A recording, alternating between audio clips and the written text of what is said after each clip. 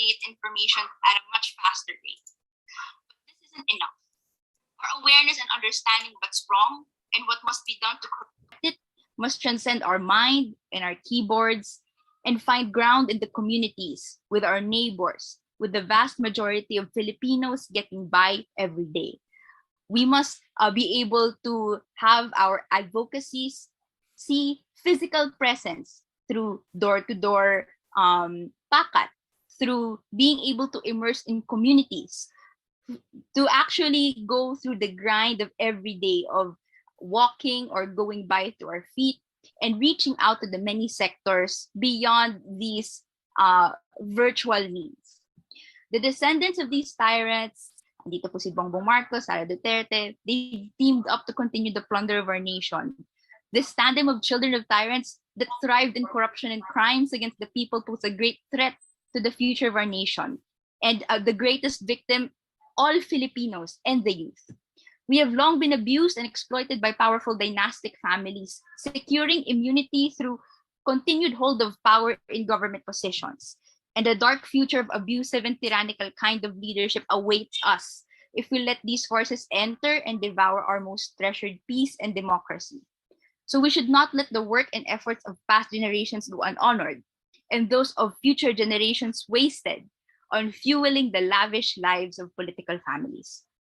If Bongbong Marcos and Sara Duterte are committed to collaborating with each other, burying the dark past of the Marcoses, of the Dutertes, we, the youth and the Filipinos, we have in turn to pledge to sustain and strengthen the unity to prevent this alliance to gain seats in Malacanang.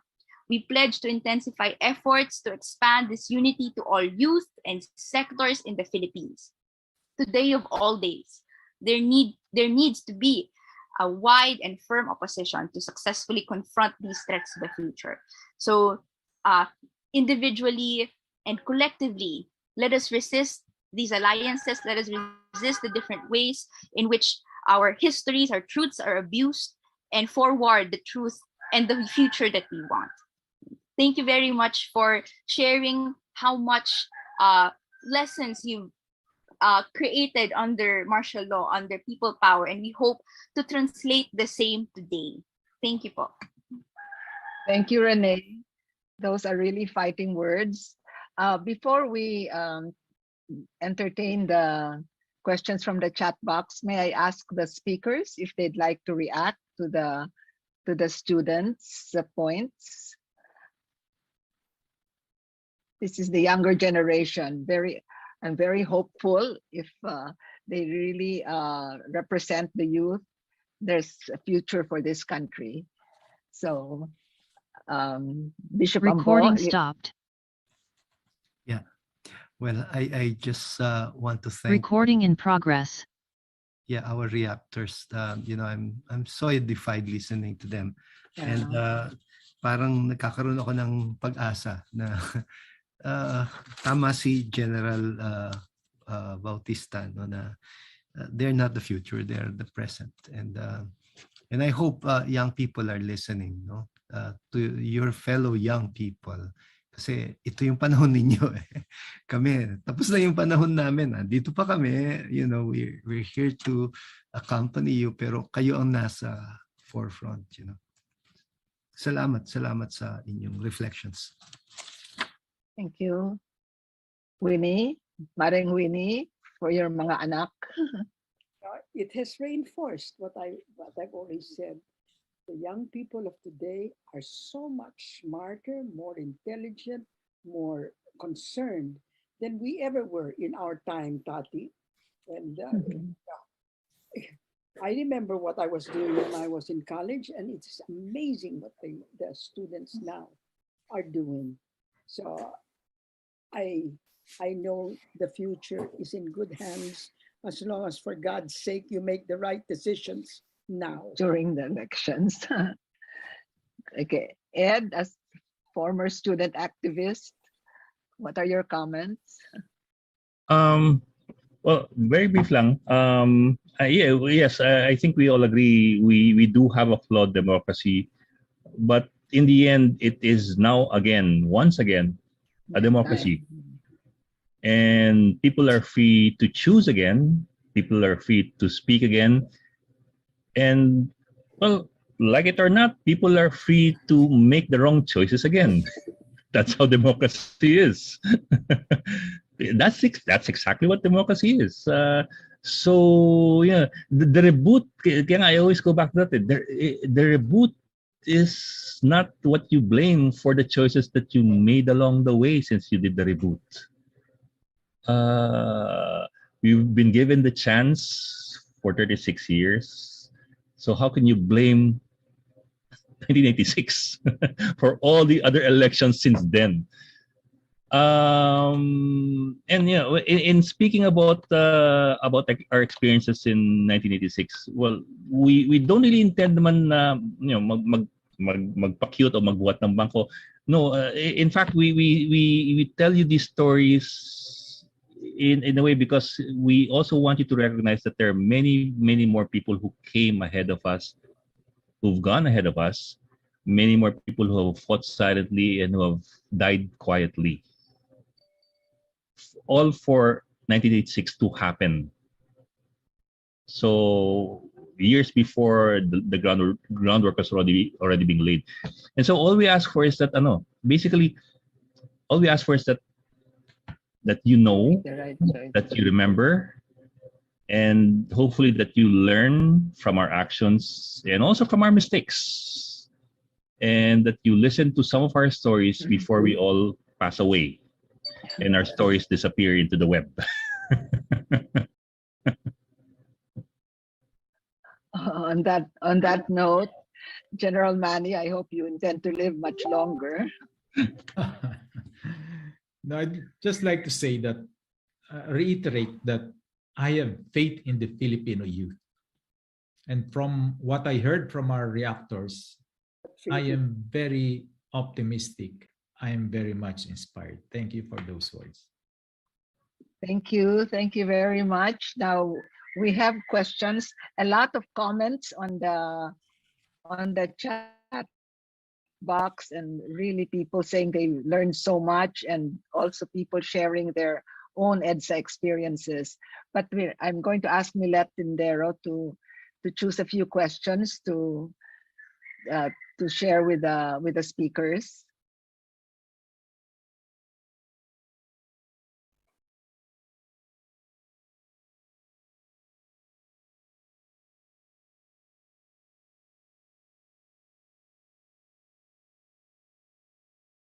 Okay. Hi, Milet. Okay. Here's the first question. As of the present, the great mass of Filipinos in other means of communication. What can be done to somehow rectify this sort of counter-revolution? Thank you. Anyone would like to start on that? Yeah, that's a good question for all of us.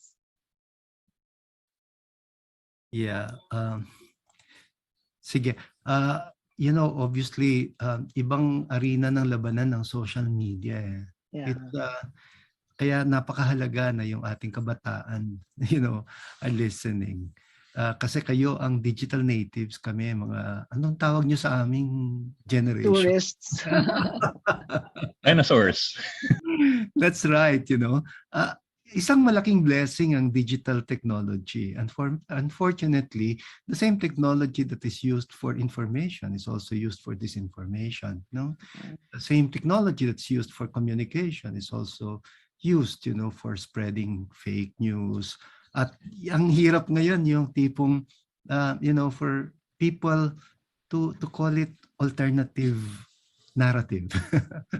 Parang it totally relativized truth, no? Kaya kami sa simbahan talagang nanindigan din tungkol sa katotohanan. You don't toy around with facts. You don't say that's how you look at it, but there's another way of looking at it. Parang ganun, no? You make it all totally relative. No? There are undeniable facts. Kaya ang napakahalaga ng mga facts na sinabi ni Maring Winnie kanina and sina Ed, no? So ibang uring labanan nito. I think you have to teach us how to be more present and how to communicate our message more effectively sa social media. Ako, ang aking contact sa social media, Facebook lang talaga. Tapos kahit marami akong followers sa Facebook dahil sa mga homilies ko, napapansin ko na ang aking followers medyo kaedad ko na o medyo mas matanda sa akin, no? Sabi nila, nag-migrate na yung mga kabataan from Facebook to TikTok, Instagram, and the other applications. Kaya, we have to be present in all the other platforms and yung to influence in a more positive way, no? Kasi kawawa din yung mga nadideceive, no, sa social media. Anyone else want to tackle how to combat this counter revolution? Ako, I have a suggestion, but I don't think a lot of people agree with me. Okay, let's hear it. Ako kasi when on social media, nakikipag-away ako. When people post disinformation and troll me on my wall, I fight back. I'm sorry, but I don't believe in yung starving the trolls. Starving I don't the trolls, yeah. I think you have to confront people who spread misinformation. And because people see you when you do fight back, and they get empowered. Otherwise, tayo lang nagtatago tayo na tayo nag-uusap.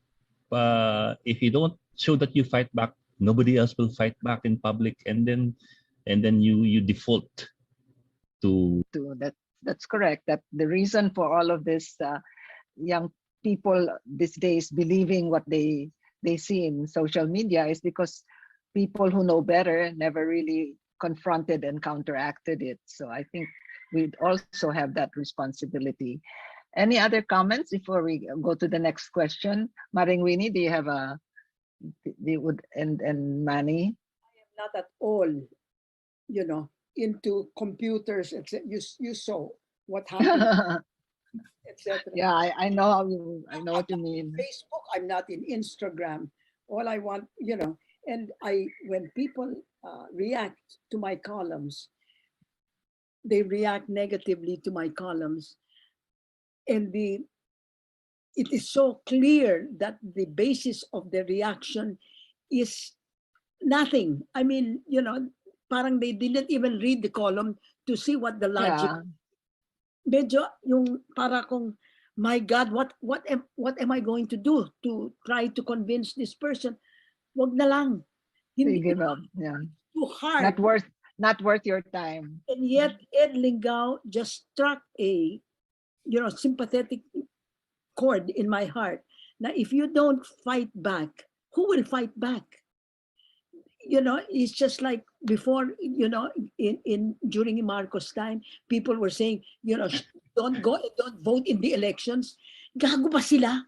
If you don't vote in the elections, you're giving the victory to the opposition. And that's what Ed Lingao was saying. If you don't fight back, but I cannot fight back. I don't know how.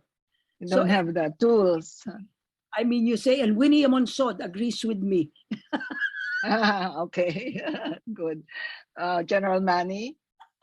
Yes, I think nothing has changed.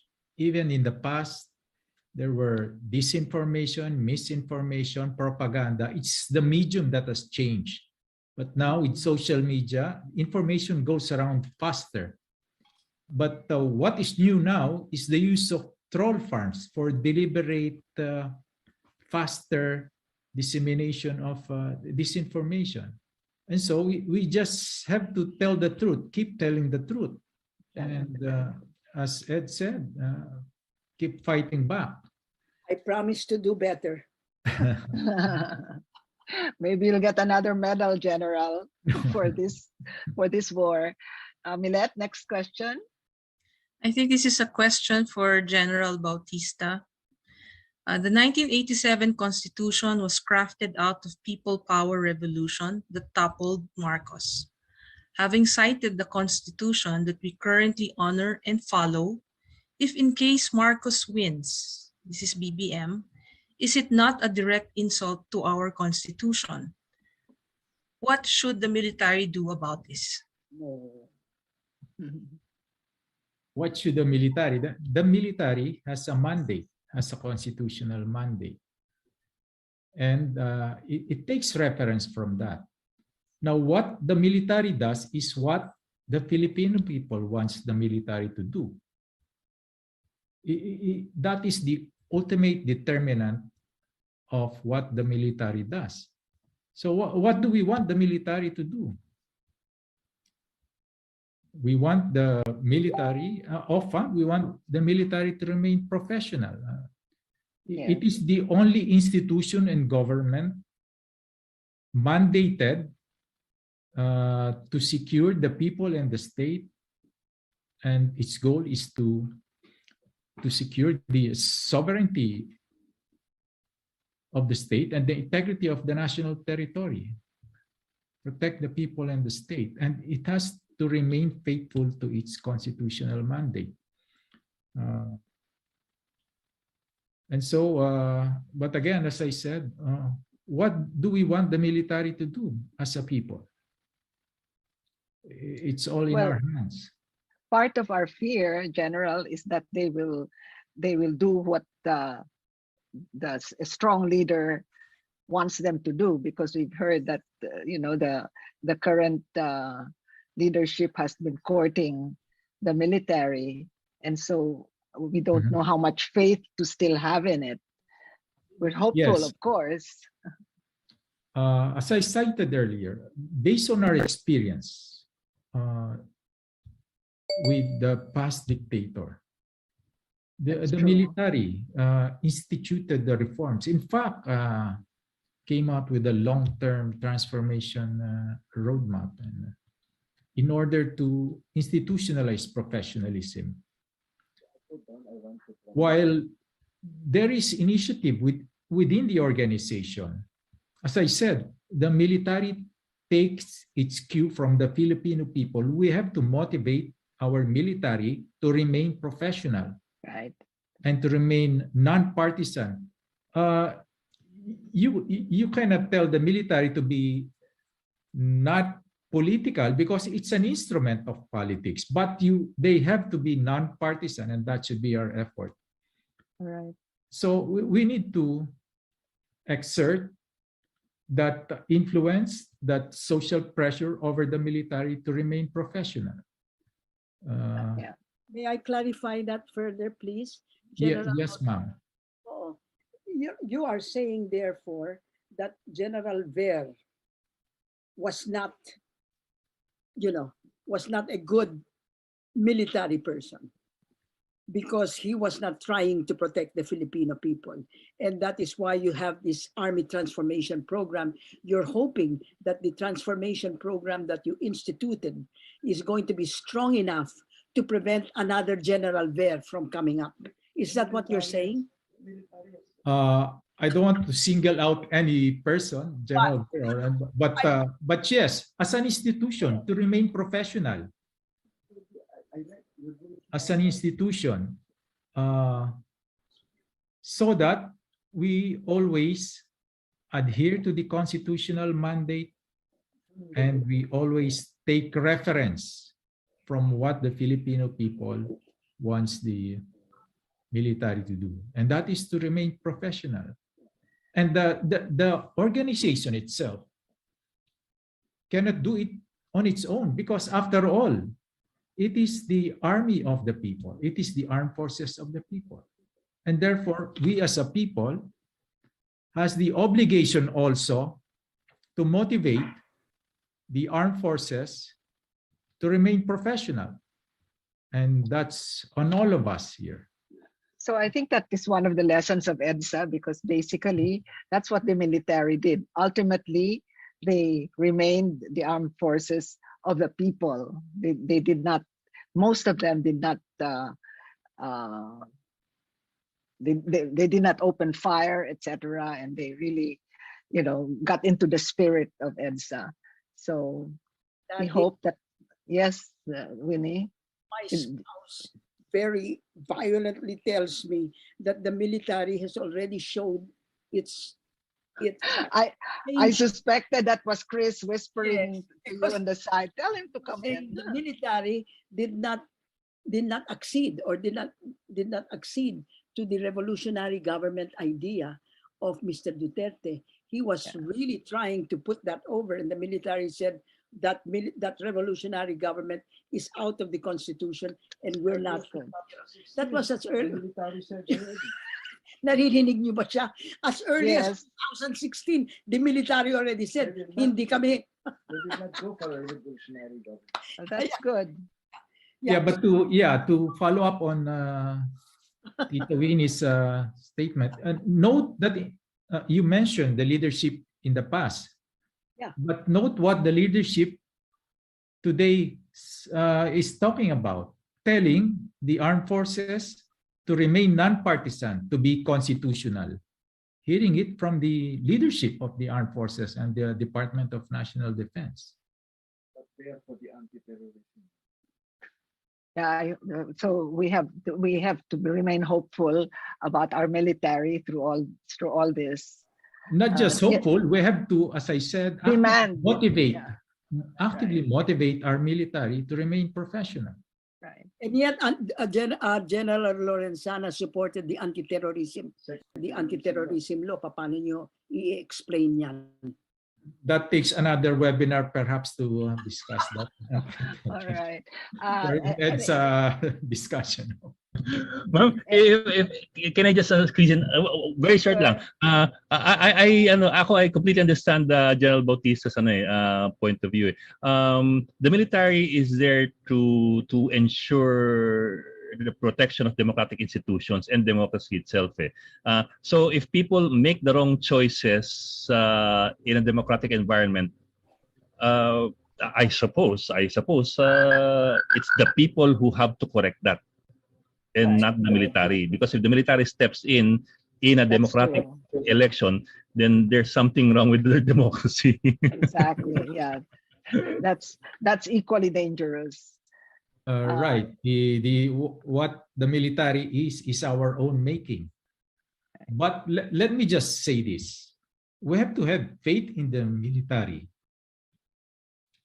It is our armed force. We have to have faith in the military. And as I said, throughout history, note that the military has always decided on the basis of national interest. And we just have to articulate very clearly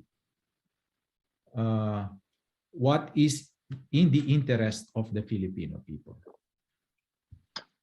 Maybe we can go on to the next question.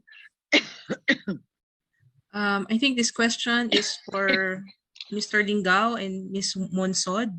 What do you think is the crucial role of media in this coming elections, especially that Bongbong Marcos is seeking the presidency to reclaim power? I defer to Maring Winnie first. I'm not the professional media person. You are. Sige, I'll try to be very brief. Of course, there's a big responsibility on the shoulders of media to ask the right people the right questions and to not simply digest or swallow whatever they're given. Which is why we've consistently been trying to get without saying any specific people, we've been trying to get all the necessary candidates to not just give their platforms, but also to address certain controversies. I make that specific kasi, for candidates to give platforms, ano lang yan, pangako lang yan eh. Madaling gawin yung plataforma, madaling ibang gumagawa ng plataforma eh. Binabasa lang ng kandidato yan eh. So it's easy for them to spout out their platforms. I think what's more important is for candidates to be grilled on certain specific issues that will hound them or are still hounding them from the past. just as an example, not necessarily in any particular order, just as an example, Bongbong Marcos and the ill-gotten wealth that is still with them, and the 23 billion pesos of unpaid estate tax liabilities from 1997, of which he is the estate administrator, and the $6 billion that are still unrecovered. What will happen? What will happen to all of that? So these are questions that media needs to ask. Problema lang, I think, is that a lot of reporters and editors don't even bother to do, to do research before asking questions. So hindi na itatanong pag may pagkakataon. And also a lot of reporters don't feel comfortable with uncomfortable questions themselves. So doon may problema ang media. Aminado kami doon. If you see my background now, ay ang background ko, ibig sabihin, wag ko corrupt election. This is a group of media who have promised to try to ask the right questions and not be influenced by press releases. I don't know whether it will be we will succeed, but we are trying. The media. I am part of this group. I certainly hope that we ask the right questions. But unfortunately, Mr. Marcos Jr. does not even want to attend. Yeah, he doesn't want to participate. He's trying to be above it all and saying he wants unity and nothing else. The fact is, he's really scared. Because if Ed Lingao gets to him and starts asking those questions, he'll not be able to answer. I mean, they owe 205 billion pesos in unpaid real estate taxes because of the interests and penalties on what they haven't paid. They haven't paid the real estate since his father died.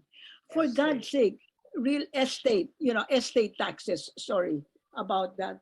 And Ed Lingao would love to ask him, but Ed Lingao does not have the opportunity because Mr. Marcos is talagang, he refuses. He will not join any public debate for fear that the emperor has no clothes. Hindi ba? So what are you going to do about that? What is the media, Ed, what is the media doing about the fact that Mr. Marcos chooses his forum, his fora? I mean, we keep on insisting on an interview. Unfortunately, there's no way to force them. Not even Comelec can force them. So we keep on asking for interviews. And pag may pagkakataon na may makaka-interview, minsan maka-request ka ng singit na tanong. Pero in the end, iba pag ibang tao magtanong kasi the gem is in the follow-up question. It's not in the first question. So there's also that. Also, I think a problem is that unfortunately nalulusaw yung influence ng mainstream media in the elections. More and more candidates are reverting to micro-influencers on social media, YouTube, Facebook. Doon sila nag-i-invest, doon sila lumalabas. And that is what specifically Bongbong Marcos is doing. They're not specializing in the traditional campaign ads of the traditional ones. Microblogging, micro-influencers, that's how they get engagement, that's how they get their influence, and that's how they do the rounds. So nag-shift kasi nag-shift din ng viewership. Of course, in part it's a problem sa media, but also in part it's meron ding responsibility yung viewers. Saan kayo manonood? Kung parati kayo sa Facebook at di kayo nanonood ng mainstream, talagang doon sila magpupunta. May I add something to? Yes, please, Bishop Ambo. Yeah, okay. And I hope you don't mind my saying this. Hindi ako media, pero pare-pareho naman tayong may mga pagkukulang ng mga institusyon. Pero masyadong obvious ang pagkukulang ng media. I think yung media has contributed a lot to the stultification or idiotization of the public. Yun lang mga public affairs show. Talagang pinush sa late hours, no? There were a lot of intelligent, talk shows. Tapos na talagang issue-oriented. Pero wala. Yung mga media companies, talagang ratings game yung gusto nila. Ang dami mo magagaling na journalists, but what do they talk about? Mga aswang, mga lalaki na buntis, yung bang naging entertainment ang media, for heaven's sake. Parang